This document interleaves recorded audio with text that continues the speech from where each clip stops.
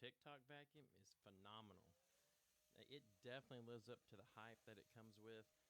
It's the Tecum V500 cordless vacuum cleaner. It has 450 watts of pure power. I love the headlamp on it, so you actually see what you're picking up. I threw some rice in the floor right here just to see how good it picked that up, and it did great. I like the touchscreen on the front, so you can actually change the power settings. If you don't want to use as much power, you can turn it down and it won't suck as good, or you can turn it up and you get your full power on it. I have a very large dog, a German Shepherd. She puts hair everywhere, so we had the vacuum frequently.